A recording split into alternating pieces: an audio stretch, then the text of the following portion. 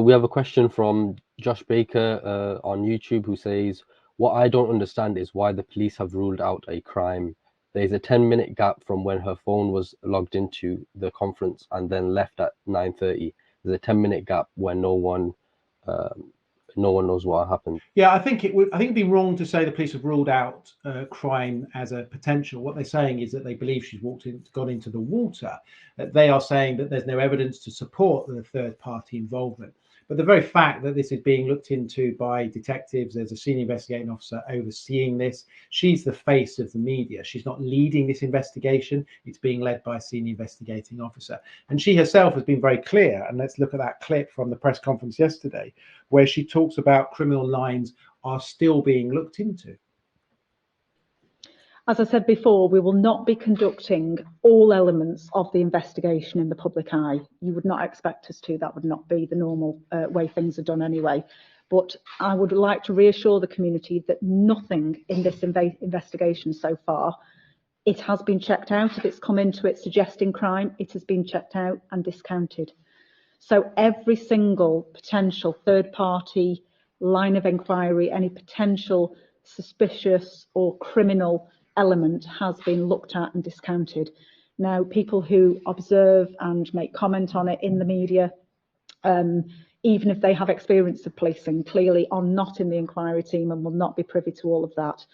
But the fact that the National Crime Agency peer review has absolutely wholeheartedly not identified any other line of inquiry that we have not already started looking at or completed should give reassurance to the wider public.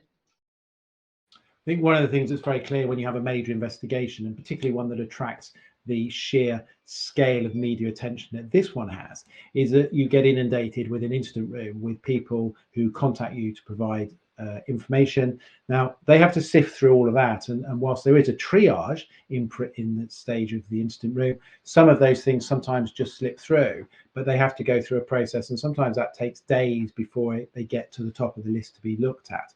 So when you get inundated with information, of course, it's very positive because, you know, amongst that could be the golden nugget. It does take time to progress and go through that, and therefore, as Superintendent Riley says, you know, they are going through that process.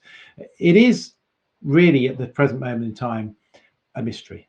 Now, of course, people can't just vanish. Something has to have happened to them.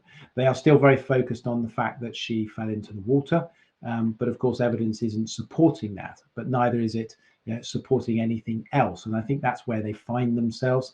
There comes a point where the police will scale things down. That's not at that point yet. They still haven't finished searching the water, but there will be a point where they have to say what else is coming in to the incident room. But they've still got lines of inquiry. You've heard in relation to the 700 vehicles. They're still obviously looking to try and trace all of them, and they won't close it down until they get all those elements. One thing they have done is they've warned the public to please refrain from guessing, more so being critical of the family.